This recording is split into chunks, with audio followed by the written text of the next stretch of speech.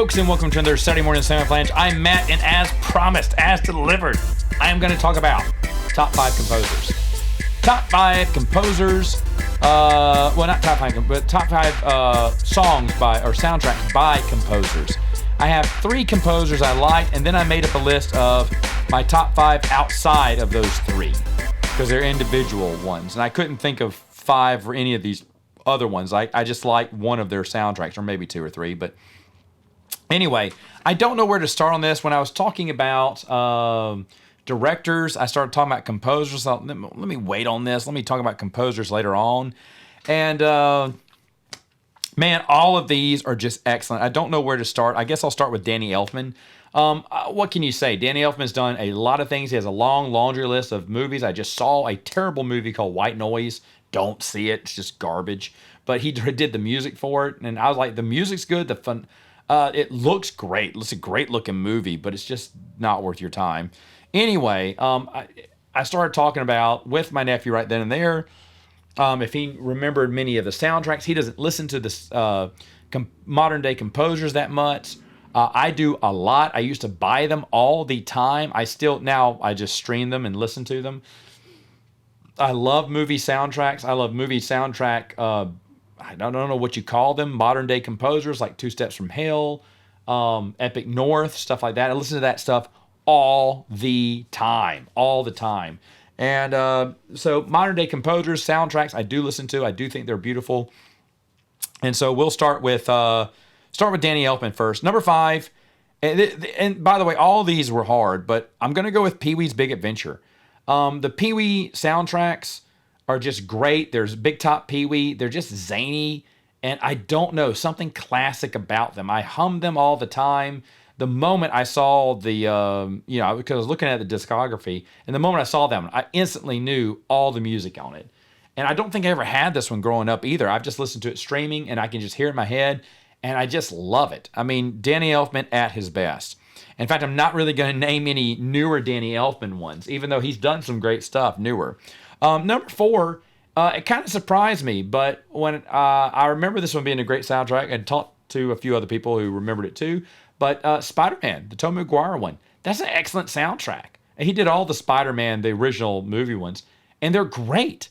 The Spider-Man theme is great. It's heroic. It's classic. Obviously, I'm not done with superheroes on this list, but Spider-Man is a really good soundtrack. I listen to that. I don't listen to it as much as I used to, but back in the day, I remember I bought the soundtracks, and I would play them all the time in my car, the CDs in my car all the time, some of my favorite ones. Another one, and no one's going to agree with this one, but I freaking love this soundtrack of Planet of the Apes by Danny Elfman. The one by Tim Burton, I love that one by Tim. It's the most hated Planet of the Apes movie out there, but I think it's excellent. And I think the soundtrack is bonkers good. Bonkers good. The whole time I'm listening to it, I'm watching the movie, I'm listening to the soundtrack going, whoa, who did this? I didn't realize it was Danny Elfman either until way later. I was like, oh, wow. Because, I just thought the soundtrack was just awesome. I listened to the soundtracks a lot back then. Number 2 is honestly one that I listen to every Halloween. I listen to it all the time. I love it. I think it's so beautiful. It's Sleepy Hollow. Of course, it's one of my favorite movies too, but the music is so dark, so good, and beautiful at the same time. Ooh, that's what Danny Elfman specialized in, right? I used to have both of his CDs, Music from a Darkened Theater, 1 and 2, I think it was. He may have made more, but I used to buy his collections of them and listen to him all the time. He did the Flash TV show anthem, which I love. I love that intro. There's a lot of other ones too. There's some good. Edward Scissorhands has some great music to it too. I don't particularly like the movie, but I like that. He's done tons of other things too, but I'm just getting to my top 5 here. And number 1, obviously, is Batman. You can't go anywhere without Batman. He invented superhero music. That Batman theme song is so classic. Everyone knows what it is. It was the perfect music for that movie. The perfect music. Batman Returns. I listened to that soundtrack after watching it with Wes. I never told Wes this, but after we watched the movie in theaters, I went back and I was listening to the soundtrack as the movie was playing and going, wow, I think Danny Elfman did it again. And sure enough, it's beautiful. It's a beautiful soundtrack. I listened to it on its own without the movie in the back, in the forefront, and it's just excellent. Well worth your time if you're checking out these movies or just checking out the soundtrack on any streaming service, to check out those by Danny Elfman. Fan-friggin-tastic. I don't know where to go next. I will go to the second one here. James Horner. Believe it or not, James Horner, a lot of his music is okay. It's so-so. Some of it I remember liking back in the day. I haven't heard in a while. He is the only composer on this list who has passed away, sadly, in 2015, so he's not making new music. So all these are older. But I remember loving, just about buying anything with James Horner on, like Apollo 13. This is not my list there, but other things too that he did. Most of his soundtrack, I think he did A Simple Plan. I can't remember. I don't have the discography pulled up now. But anyway, I used to buy all of his movie soundtracks back in the day. He was just so good to me. But there's 5 that are solid. I mean, solid hits anytime. Let's go. Starting with number 5 is How the Grinch Stole Christmas. Obviously, I'm a big Jim Carrey fan of this. This is my favorite Jim Carrey movie. This is my favorite Christmas movie. This is just a great movie all around. And the music for it is wonderful. Wonderful. Benjamin and I, in one of our annual watching, I had told him, because every time we watch it, every time over the past, 24 years or 23 years, about to be 24. Every time we see it, I notice something different.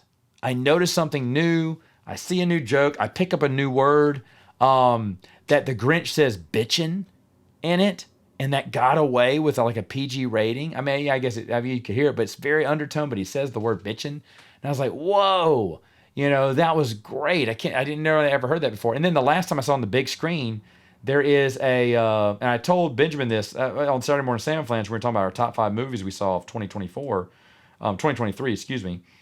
That there is what I believe is a Christmas Story joke in The Grinch, where there is the tripod has a leg, a lady's leg, as one of the tripods, making fun of the lamp that has the lady's leg on it.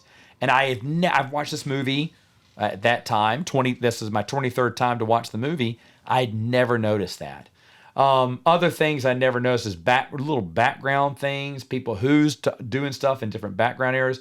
Like this time again, when watching on the movie, when they're doing the Congo line, I looked behind further down the Congo line for the first time ever and saw that Cindy Lou Who's dad is hilarious. He's doing this like bobblehead dance in the back, and I never noticed that. I laughed out loud. I mean, there's a lot of things the big screen brought out that I'd never seen before, but so many other things, lines I could hear now. When Grinch says boo, you actually hear a thud. Someone had passed out. They don't show it. They just play the sound. I'd never heard that before. But the other thing, one of the things a few years ago, I told Benjamin, I said, listen to the music. I said, this time when we watch it, because every time we try to look at a different aspect of it, I said, listen to the music. Listen to the music. And so we listen to the music and we're like, that's wonderful. I love the beats. We were just analyzing the entire soundtrack while watching the movie. And I was like, isn't it beautiful? Isn't it beautiful? And we talked about just the nuances. And now we're not music majors by any stretch of the imagination. I do have a cousin-in-law who is, but we are not. And we just sat there and appreciated the music one time. And I love James Horner's music. The thing is, I never knew it was James Horner. That was one of the soundtracks I just bought out of the blue. Didn't know it was James Horner until later on. And it took me years later where I'd forgotten that fact. And so I think it was just a few years ago when I was watching it with Benjamin again, when I noticed it was James Horner, I was like, oh yeah, that's right, he did this. I had to be reminded again. But it's so good. And I mean, all of these are I'm talking like all these could be number ones from Hans Zimmer. Not Hans Zimmer, excuse me. I'll talk about Hans Zimmer later on. He's got a one-off one that I think is really good. But James Horner just has 5 number ones here, is really what it is. 5 number ones. When he was, he had a lot of good ones, but when he was on it, it was a home run. I double dog dare you to listen to some of these soundtracks here. Number 4. This was a hard one because back in the day, this probably would have been number 1. Like I said, all these would have been number 1 for me, but Braveheart. I do not know. I probably have lost count the amount of times I've listened to the Braveheart soundtrack. When that movie came out, we weren't allowed to watch the movie because there was like a nude scene in it, which pissed me off. because everyone would talk about how good the movie was, but we weren't allowed to watch it. But we played. My dad bought the soundtrack because Dad saw it and Dad loved it, but he couldn't let us. Had to close our eyes to this one scene when it comes on video. And it's nothing compared to what they do now. But either way, though, I was just so mad about. In fact, to this day, I think Rob Roy is a better film because I was allowed to watch Rob Roy, which doesn't have nudity in it, but has way more graphic scene where Rob Roy's wife gets raped and she's bathing the blood off in the water. So, oh my goodness, it's disturbing, some of those scenes. But we were allowed to watch Rob Roy because there's no nudity in it, just violence and rape. Just weird how the rules were. But the Braveheart album, I remember listening to all the time. I didn't know what was going on. I would just listen to the music and just kind of pretend. When we finally got to see the film, of course, everything made sense. But at that moment, I'd listened to the soundtrack so much that I could just hear the music. I was reminded of the music, not the scenes. And to this day, I still think it's a beautiful soundtrack. It always has been for me. Like I said, a lot of these home runs here. Another one that I thought about putting number one, but I'm crying here because all these should be number one. But the Rocketeer is solid score. Just listen to the opening and you'll see it. It's so beautiful. And the thing is, during the opening credits, while they're playing the Rocketeer theme song, which is just classic to me, that whole movie is excellent. But James Horner's soundtrack just is icing. You have a cake with no icing. With James Horner does not do the soundtrack. You got a great cake, but it has no icing on it. Maybe you prefer that, but if you put James Horner down there, you got icing on the cake, and it's wonderful. It's wonderful. Such a great. It just gives me chills. Thinking about when we recently watched this a couple of years ago, and I remember just getting chills again, just listening to the music and just knowing, and just in my mind, I am quoting lines from the movie every once in a while, but I'm going, na, na, na, boom, I can't hum the song out very well, but I was just so excited. And whenever I watch that movie, it will always be two things, Jennifer Connelly, of course, and that soundtrack. I love that soundtrack and Jennifer Connelly. My number two is Willow. The Willow soundtrack. I think a lot of people know the Willow soundtrack. It is just such a classic soundtrack. I couldn't buy it back in the day. I didn't get it back in the day. And so I could only listen to it when I played the movie. Well, now streaming, you can get it. You can find it. And so I play it a lot. And I love the Willow soundtrack. And I haven't seen the movie. I saw the movie a couple of years ago, maybe. That's a good movie to watch with the girls later on when they get a little bit older. But the soundtrack is just incredible. It's incredible. I don't know. It's too bad. Well, not too bad, but James Horner might have scored the TV show for Willow. And even though I would never watch that awful TV show, I would definitely be interested to see what James Horner could have come up with some more music. Like I said, the man died a little early for me. I think he was 68. But the music lives on, and it is strong in Willow. Honestly, I scratched this out when I was making this list. I thought, oh yeah, Grinch, number one. And then I scratched it out and went, oh wait, Braveheart, listen to that all the time. Then I thought about Rocketeer. I was like, that's got to be Rocketeer. And then I said, nope, it's got to be Willow. And I have scratches through all of these on my little notes here. But number one, circled, underlined, it has to be it. Field of Dreams. Field of Dreams is beautiful. You can hear if you can hear the music now, you know what I'm talking about. It is so wonderful. I listen to this one very often. My wife loves this one. Of course, she loves Kevin Costner. This is probably one of Kevin Costner's best movies of all time, too.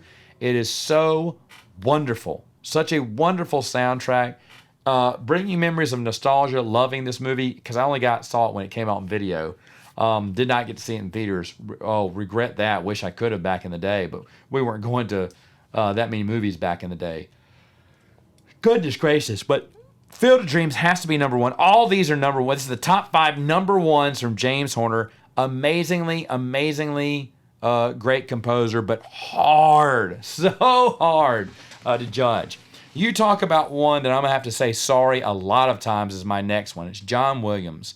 A lot of people who know me know, you can guess what all 5 are on there, but I challenge you to put a top 5 of John Williams together because he has made a ton of good ones. A ton of good ones. And the Harry Potter ones are okay. The Harry Potter theme is really good. I think it's really awesome. Universal Studios plays it all the time. I love it. But there are so many good scores from John Williams. My brother got to go to a John Williams concert, and he put it on speakerphone, let me listen. And of course, it's kind of garbled, but I wish I could have been there. He had an album. I can't remember what it's called, like something with to do with America, Salute to America. I used to listen to that one non-stop back in the day. I bought that one and thought it was excellent. He did a bunch of classics too. And maybe I need to listen to see if those classics are still there. But he did so many movies over his years, and so many memorable theme songs and movies, and just so much good music. And the man's still living at 90 whatever and still cooking, man. He's still doing it. But other ones I couldn't put in here that I really wanted. Just name anything he's done, basically. But Saving Private Ryan is excellent. Could not put it in here. Wanted to, and it had to be pushed out of the top 5. And then Hook. Hook is just wonderful. It's just excellent. I love Hook. Hook. I almost said Hulk. Hook. Have good memories of Hook. And the soundtrack, like I said, beautiful, beautiful, beautiful. But I could go on all day and all night about John Williams, but I'm here to give a top 5. And I believe I have a top 5. Though to be fair, any of these could also be number ones too, in a way. No, not all of them could. Not all of them could. The bottom 2 are basically solid in there. 3 is a respectable 3. 1 and 2 could be interchanged out, I think. Yeah, I think so. But anyway, all right, so here we go. Number 5 is going to make my wife super happy, but Home Alone. I got to be honest. The entire soundtrack is awesome. Now, I never had this growing up. I didn't get all the John Williams stuff, and I wasn't going to get Home Alone back in the day. But now that I've grown up, I've been listening to a little bit more stuff from him. And now when I watch we watch Home Alone. My wife watches it sorry, I had to yawn there. My wife watches it every Christmas. I watch it with her every other Christmas. And of course, during that time, I had to sit back and listen to, in the background, the music. I'll listen to the music of these and just kind of see what it's like, what the soundtrack sounds like again, and listening to Home Alone. It's just wonderful. It's so wonderful. It's incredible how good that soundtrack is. Very impressed from it. It's just got so many classic stuff. I encourage you to listen to it again. Watching movies with your eyes closed is basically what it should be called. I wish I had someone who was bigger into music and who was a music major or whatnot who could tell me about this, and about what all the little nuances in this music, but I don't. So oh well. And here I am also trying to look online because I thought, and I can't find it right now on Prime, but I think John Williams even covered things like the Zelda theme and the Super Mario Brothers theme. He did that in concert, I remember, but I want to say that was on CD too, but I can't find it here. But anyway, Home Alone number 5. Number 4, come on, Superman. Bum, bum, bum, bum, bum, bum, bum, bum. Honestly, I would say Batman is better, but I'm biased to Batman. I don't like Superman, but I love that theme song. I hate Superman as a character. I think the Christopher Reeve's Superman are brilliant. That's the only time I've been won over by Superman, but other than that, I really have a bias against Superman, don't like him. But that soundtrack, from start to finish, is just good. I've listened to these recently, and it's just great. It's a great soundtrack. So is the second one. I mean, they're just so... I don't recall... I'm sure he did all of them. I'm sure he did 3 and 4 too. But I mean, even though the movie might be a stinker, the Superman 4 soundtrack isn't, because John Williams did it, baby. He don't mail in no performances, that's for sure. But Superman is easily my number 4. Number 3, boy, Oh no, an honorable mention is Jaws. I forgot about this. Jaws is an honorable mention. It's not on here, but when we watched it in theaters, I was also enjoying the music from Jaws, not just the dun dun dun dun dun dun, which is great too. Just the other music. There's light music in there, which I didn't realize. That makes sense. There's dark music. The orchestra really helped this movie be the blockbuster. There was no such thing as a blockbuster movie until Jaws came out. Jaws was the first blockbuster movie, and and something that helped it get that blockbuster status is John Williams. His score is excellent. The story goes where he told Steven Spielberg, "I have your theme song," and played the two keys on the piano, and Steven Spielberg goes, "Oh, this is gonna suck," because he did, but he knew not to question him because he heard from a lot of people John knows what he's doing, and then when he saw it on the screen, he went, "This is excellent." Like it just blew him away. The music did. It was perfect. Perfect fit for his movie, which is why he, of course, uses John Williams a lot in his movies. You go who was right. But Jurassic Park, if you have, or Lost World even, excellent stuff. Excellent. I'm sure he did the music for all the Jurassic Worlds too. I have not listened to those soundtracks, to be fair. I probably should. But I did listen to Jurassic Park and Lost World. I do think Jurassic Park is classic the whole way through. It's excellent. But Lost World, very good as well. And you can it has different vibes too, as trilogies tend to do. But John Williams, master of his skill of composing, and it's no doubt he's the best. But of course, my top two are going to be his classics here. You know them, Indiana Jones. Any of them, I'm going to say all of them together. They're classic. You can hum the music right then and there. It's just so wonderful. But I used to listen to each one of these soundtracks. They got re-released, I remember, and I was able to get them all. And I would listen to all the Indiana Jones. Kingdom of Crystal Skull didn't exist back then. And to be honest, I've not listened to that soundtrack now that I think about it. Either that or Dial of Destiny, either. So maybe I should go back and listen to those soundtracks. But Temple of Doom, Last Crusade, Raiders of the Lost Ark, they are so good. So good. So good. And to be honest, it was going to be my number one, but as you know, I have to say Star Wars. I love Star Wars. I would listen to John Williams soundtracks. I would have them all. I had the special editions, even the special edition to Episode 1. We have never, to this day, I don't think they've ever released the special editions to the full versions of Episode 2 and Episode 3. I wish they would, like they did with Episode 1, but they just never did. And I think Episode 2 and Episode 3 are beautiful. The music is just great. It rivals the original trilogy music. That's how much I love it. In fact, when my wife heard Padme's theme, she went, "Why didn't you tell me about this? I would have walked down the aisle to this." She said, "This is beautiful." I was like, "Oh, I didn't want to be too much of a nerd. So excuse me. I thought I was being too nerdy to ask you to walk down the aisle for Episode 2, Padme's theme." But there's so many things, like I can't tell you how many times I would listen to when I'm driving down the road, speeding through traffic, weaving, bobbing in and out. I would play that Death Star run music where the X-Wings are bobbing in and out, man. I loved certain themes I'd play at certain times. I love the Emperor's, of course, the Imperial March, but the Emperor's theme song. So menacing and ominous. Oh, it's so wonderful. Can't get enough of that John Williams, man. And you cannot go wrong with John Williams. So let me know your top 5, James Horner, Danny Elfman, John Williams, if you got them. If you only have less than 5, you can let me know those as well. But I am not done yet, ladies and gentlemen. I've still got one more to do because there's a lot of soundtracks that, in my opinion, I looked at all of these composers. I couldn't come up with 5, and some of them I couldn't come up with maybe 2 or 3 max. But I was like, no, they really just had one hit. That it was just like a James Horner home run is now what we're going to call it. So each of them had a James Horner home run here. And I want to talk about the ones that just blew me away. I think these are excellent. I listened to all of these most of the time. There's one I can't listen to as much. I'll explain why in a minute. But, and I do have the CD. But that's because I don't play CDs that much. It has not been, at least I don't think it's digital.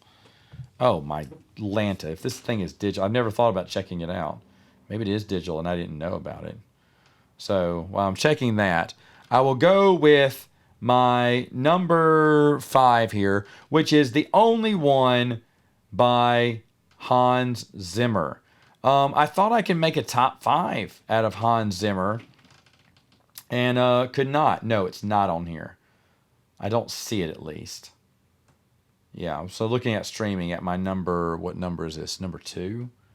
Yeah, my number 2 isn't streaming. I thought it wouldn't. It's probably on YouTube, though. Anyway, but Hans Zimmer made one that I think is just a home run, and that is Gladiator. It is so beautiful. I almost get teary-eyed at the end of the soundtrack. I think it's beautiful music.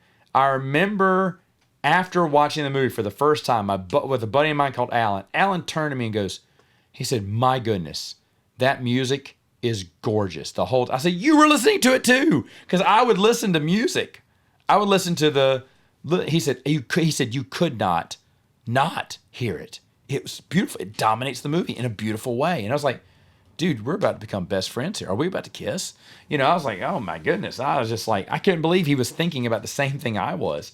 Because I was thinking, wow, this music is really powerful. And still to this day, excellent. Now, the sequel's coming out. I'll watch it when it comes out on streaming. I'm not expecting much. I'm sure Hans Zimmer is doing the soundtrack to it. I'm sure it'll be a billion times better than the movie, which I have no desire to see. But either way, boy, Gladiator, solid. Number 4. I listened to this not too long ago, and I listened to it a lot. And you're going to be shocked, but when I last saw the movie The Mission, again, rewatching The Mission, I listened to the music and went, woo, that is beautiful. And I'm going to butcher his name, Ennio Morricone. I don't know how to say it, but Ennio. Oh, man. It's so wonderful. The Mission has a beautiful, by the way, it's a great movie. Slow burn, but just excellent. It just engages you the whole time. Robert De Niro, Jeremy Irons, a young and only supporting actor, Liam Neeson. Young Liam Neeson, who's just a young missionary in it and barely in it, but it's him. I was like, oh my goodness. So a lot of actors in there, Jeremy Irons and Robert De Niro are still playing. They're still 30s or something, 30-somethings at this point. And the movie's just brilliant, but the soundtrack, it's overwhelming. It's just so there. It's in your face. You can't ignore it. And I remember listening, this is on streaming, and I have it saved as my favorites too, and it's just so beautiful. So beautiful. Mission, number 4. Number 3, Randy Newman did The Natural, the movie by Robert Redford. I love baseball movies. When I think baseball theme songs, obviously Field of Dreams is up there, but The Natural is wonderful. Oh, I hear if I was to come up to bat in a baseball game, I would hear the Natural theme playing. I do, man. Oh, it's so and the thing is, the movie goes quiet for a moment when Robert Redford's hitting that home run, and so all you can hear is the beautiful score. It's perfect. It's perfect. I love it. Natural. My number 3. Number 2. You can't get it on streaming. I just checked. Ewoks by Peter Bernstein, the Ewok movies. It did come out with a soundtrack in 97. I bought it. I listened to that CD constantly. I haven't listened to it in a very, very, very, very, very, very, very long time. I'm sure it's on YouTube. I would listen to that whole soundtrack over and over. In fact, the next time I do anything where I just need to have music playing in the background is going to be this Ewok soundtrack. I listen to those. I watch those movies all the time. I know the soundtrack verbatim, and I know what scenes are playing in the movie backwards and forwards. I could watch the movie blindfolded and by that score by Peter Bernstein tell you what was happening, just based off the music cues I even know. So brilliant job, Peter Bernstein, the Ewoks movie soundtracks. It was a 2-in-1 when it came out. Number 1, Randy Elderman and Trevor Jones created this one, and my brother said in his mind, when he runs, which he doesn't run anymore, but when he ran, there were only 2 songs going through his head. I don't know if he was serious or joking. One was the Magna Pi theme song, and the second one was Last of the Mohicans. Last of the Mohicans is beautiful. I listen to this one all the time. I think it's one of the best things on God's green earth to listen to. It is so wonderful. It is such a wonderful soundtrack. Not created by one of the big ones, I would say. I don't know what other these guys did. I can't remember, but nothing to note. But Last of the Mohicans, perfect 10, maybe an 11 on a scale of 1 to 10. It's 11. Masterpiece. Check it out. Hey, folks, that is all my modern day composers top 5. Give me some other soundtracks. What are some other movie soundtracks that you thoroughly enjoy? And I'll see you next time on Saturday Morning Samoflange.